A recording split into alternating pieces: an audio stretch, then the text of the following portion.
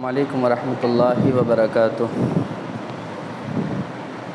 اعوذ باللہ من الشیطان الرجیم، بسم اللہ الرحمن الرحیم، نحمدہ ونصلی علی رسولہ الکریم، اما بعد فاعوذ باللہ من الشیطان الرجیم، بسم اللہ الرحمن الرحیم، حامیم والکتاب المبین، صدق اللہ مولانا العظیم وبلغنا رسولہ النبی الامین المکین المتین الکریم، ونحن علی ذالک ما قال من الشاہدین والشاکرین والحمد للہ رب العالمین۔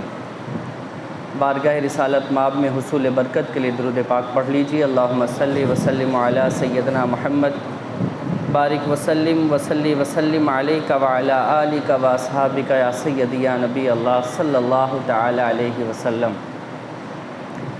بزرگوں، دوستو، اللہ تعالیٰ کا فضل ہے، اس کی مہربانی ہے کہ آج ہم اور آپ نماز جمعہ کے لیے یہاں اکٹھا ہیں، اور آج شعبان المعظم کی 13 تاریخ ہے۔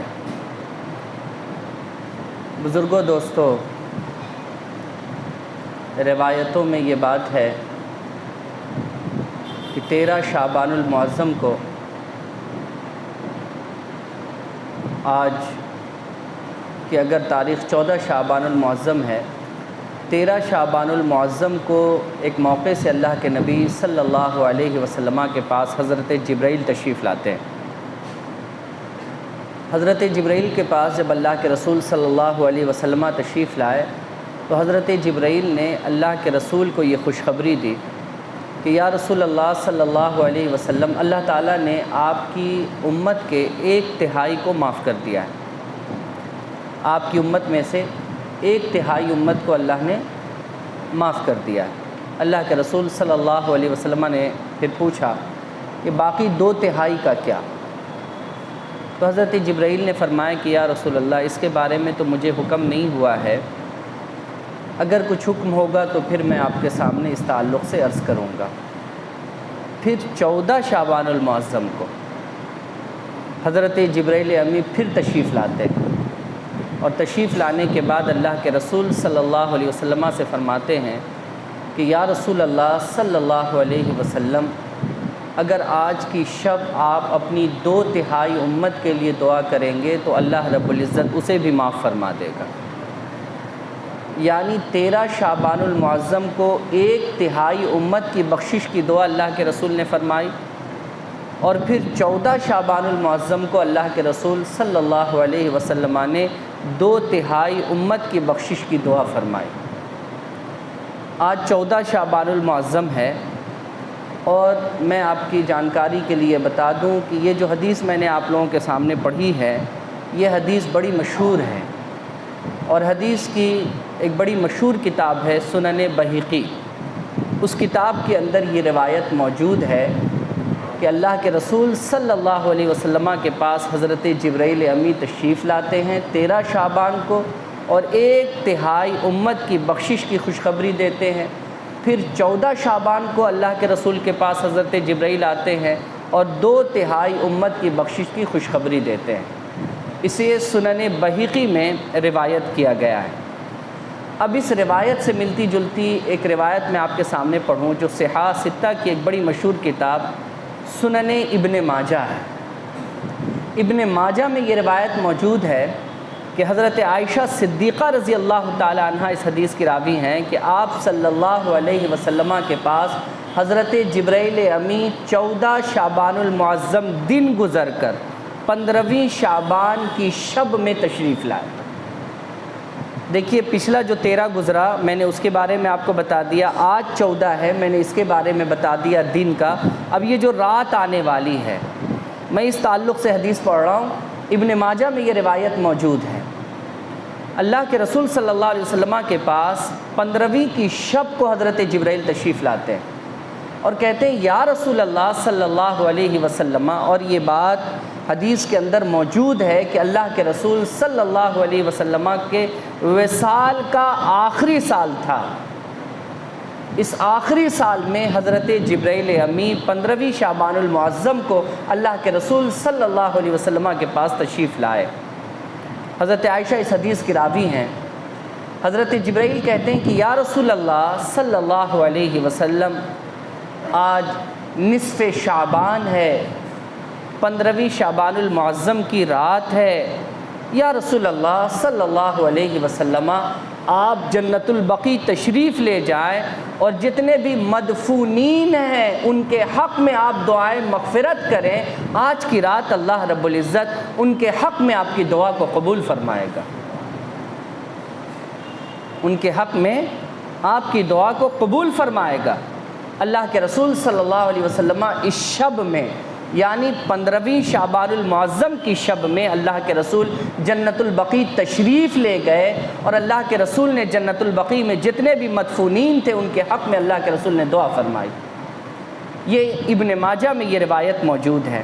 تو آپ دیکھیں کہ 13 شعبان ہو، 14 شعبان ہو یا پھر 15ویں کی شب ہو، اسلام کے اندر اس تاریخ کی اہمیت ہے۔ لیکن بدقسمتی یہ ہے کہ آج کل یوٹیوب کا زمانہ ہے، فیس بک کا زمانہ ہے، تو جگہ جگہ پر چھوٹی چھوٹی کلپ ہم لوگوں کو سنائی جاتی ہے۔ بعض مولانا حضرات ہمیں اور آپ کو یہ بتاتے ہیں کہ بھئی اس تعلق سے، خاص کر 15ویں جو شعبان المعظم کی شب ہے، اس تعلق سے جو روایت آتی ہے وہ ضعیف ہے۔ بعض نے تو جذبات میں یہاں تک کہہ دیا کہ یہ من گڑھت ہے، بعض نے یہاں تک یہ ساری بات کہہ دی کہ من گڑھت روایت ہے۔ یہ بڑا افسوس ہوتا ہے کہ کوئی آدمی اگر اس طریقے کی بات کہہ دیتا ہے۔ اور میں آپ سے یہ بات کہنا چاہتا ہوں کہ بزرگوں، دوستو، ہم اور آپ تو ماشاءاللہ اہل سنت والجماعت سے تعلق رکھتے ہیں، لیکن ایک الگ فرقہ جو ہمارے درمیان ہے، وہ فرقہ بھی ایک عظیم شخصیت ہے ہمارے ہندوستان میں، جن کا نام شاہ عبدالعزیز محدث دہلوی رحمۃ اللہ علیہ۔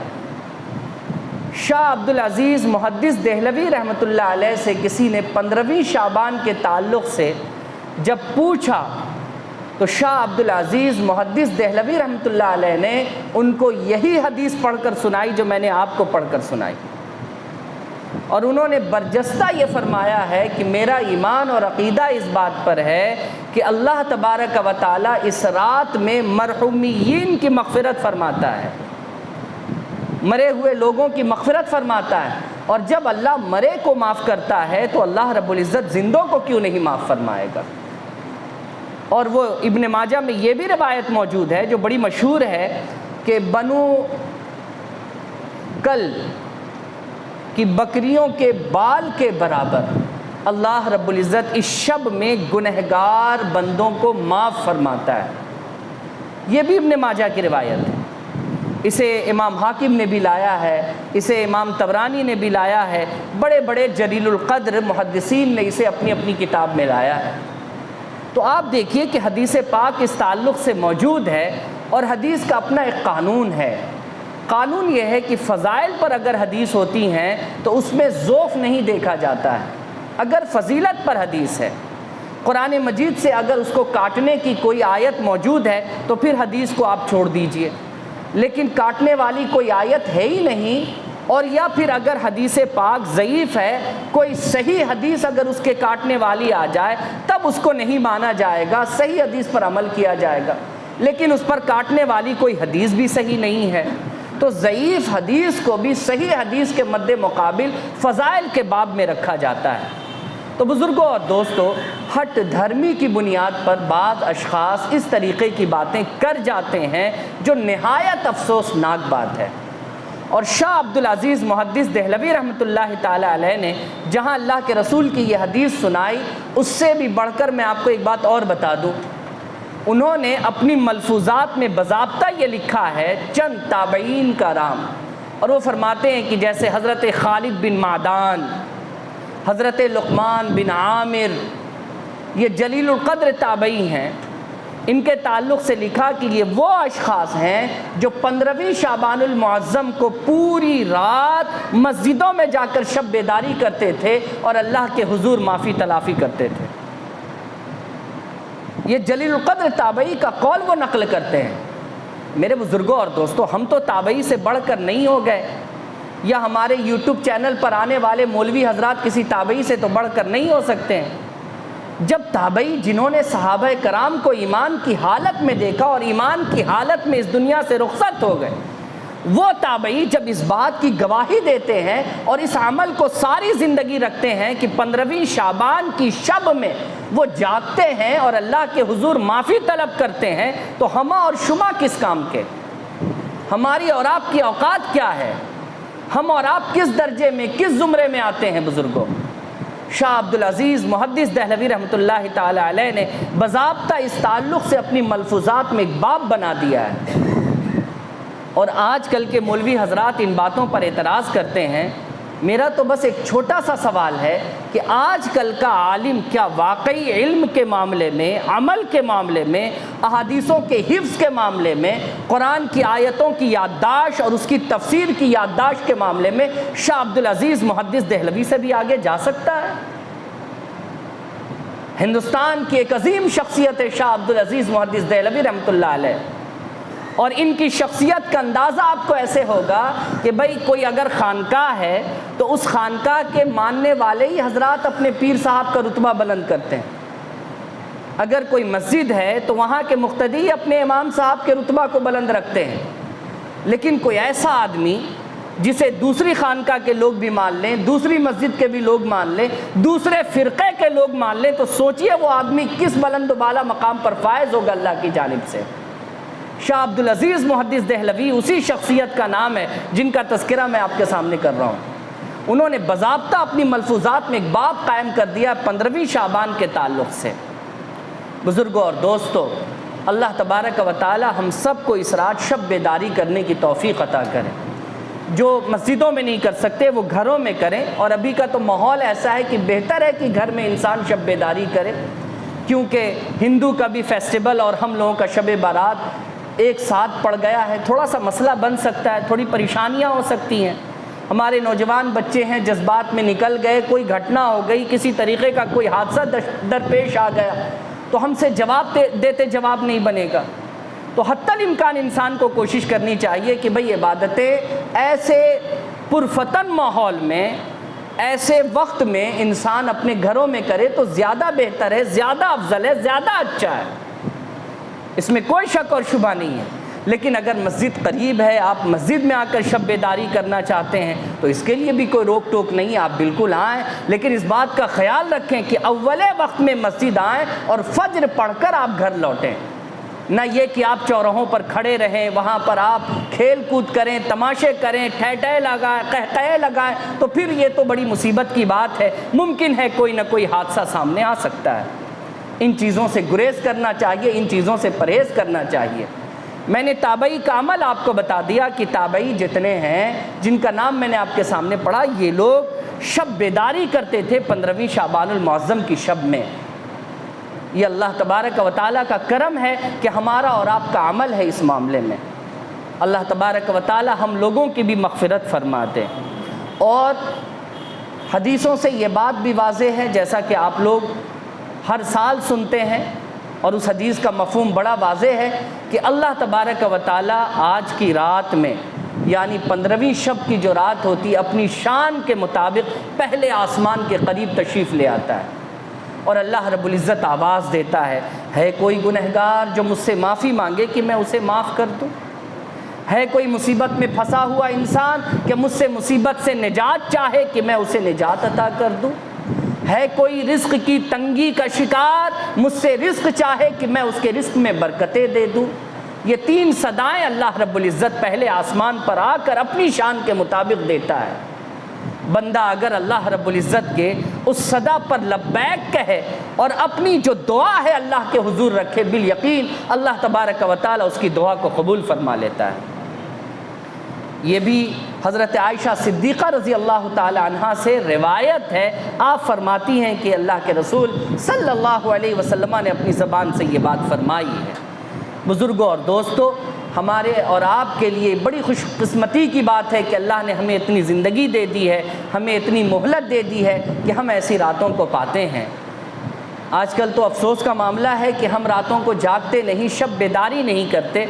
کم از کم ایسے مواقع پر بھی اگر موقع آ جائے تو انسان کو جاگ لینا چاہیے، کنٹروورسی میں تو نہیں پڑنا چاہیے۔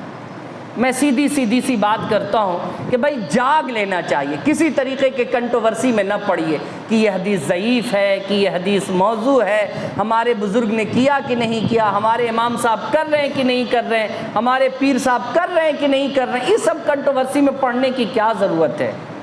بھائی رات ہے تو راتوں کو جاگیے، پورا سورہ مزمل آپ پڑھ لیجئے، پوری سورہ میں اللہ تبارک و تعالیٰ نے اپنے رسول کی شب بیداری کا تذکرہ کیا ہے۔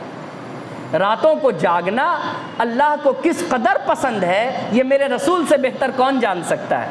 اس لیے پوری رات اللہ کے رسول جاگتے تھے، اور جب پیر پھول جاتے، پیر پھٹ جاتے، خون نکلنے آتا، اللہ کو ترس آتا، اور اللہ رب العزت کیا فرماتا؟ قم اللیل الا قلیلا نصفا۔ میرے رسول پوری رات کیوں جاگتے ہیں؟ آدھی رات جاگ جائیے، تھوڑا سا کم کر لیجئے، آدھے سے اور تھوڑا کم کر لیجئے، دیکھیے اللہ کا پیار کیسا ہے۔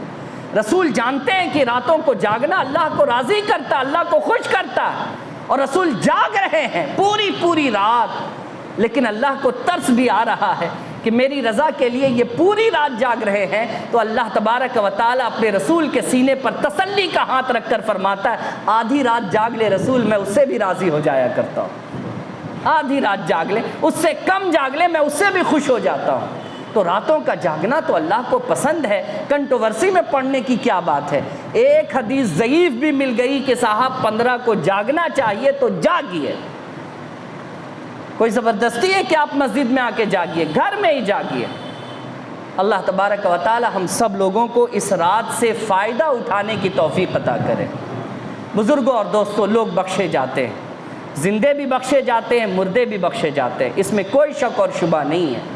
ہم تو بھائی اللہ کے رسول صلی اللہ تعالی علیہ وسلم پر ایمان اور عقیدہ رکھنے والے لوگ ہیں۔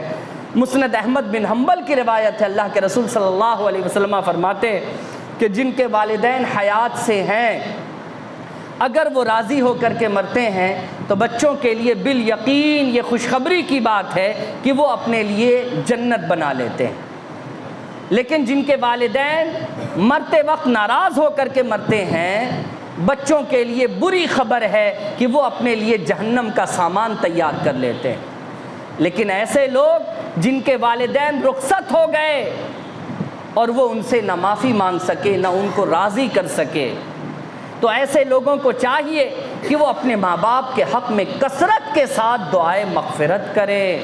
اللہ رب العزت اس دعائے مغفرت کو سنتا ہے، یہاں تک کہ اللہ تبارک و تعالیٰ اس دعا کے بدلے ماں باپ کی مغفرت کر دیتا ہے، اور ماں باپ کی مغفرت کے بعد اللہ رب العزت اس بیٹے یا اس بیٹی کا نام جو نافرمانوں میں لکھا ہوتا ہے اسے مٹا کر فرما برداروں میں لکھ دیتا ہے۔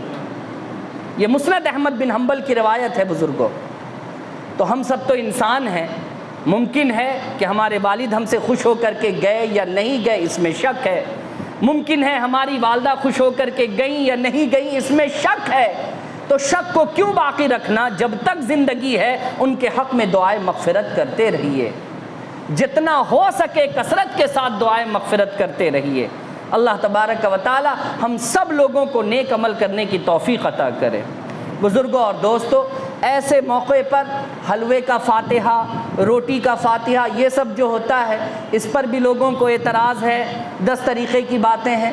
تو میرا کہنا، حلوہ سے پرابلم ہے تو مرغہ پہ کر لیجئے، مرغہ سے پرابلم ہے تو بکری پہ کر لیجئے، اور اگر ہر چیز سے پرابلم ہے تو بغیر کچھ رکھے ہی فاتحہ پڑھ لیجئے، مگر قرآن پڑھیے۔ فاتحہ کا مطلب قرآن پڑھنا، پڑھیے، یہ سب سے امپورٹنٹ بات ہے۔ میں یہ کہتا ہوں بھائی اگر ہم کو حلوہ سے پرابلم ہے ہم نہیں کریں گے، کیا ضرورت ہے؟ ہم حلوہ رکھ کے ہی فاتحہ، ہم بغیر حلوے کے فاتحہ پڑھیں گے، ہم بغیر حلوہ رکھے ہی قرآن مجید پڑھ لیں گے، کیا مشکل ہے بھائی؟ پڑھنا ہے، عبادت کرنا ہے، چاہے حلوہ کھا کھا کر کے عبادت کرے یا پانی پی کر کے کرے یا روزہ رکھ کر کے کرے، عبادت سے مطلب ہے۔ فاتحہ کیا عبادت ہے؟ فاتحہ کا مطلب ہی قرآن پڑھنا ہے۔ لوگوں نے فاتحہ کا مطلب دوسرا سمجھ لیا ہے۔ فاتحہ کا مطلب قرآن پڑھنا، اور اس قرآن کو پڑھ کر اپنے حق میں دعا کرنا اور اپنے مرے ہوئے لوگوں کے حق میں دعا کرنا، یہی فاتحہ کا مطلب ہے۔ لیکن لوگوں نے اس کو کچھ اور نام دے دیا، لوگوں نے اس کو کچھ اور سمجھ لیا ہے۔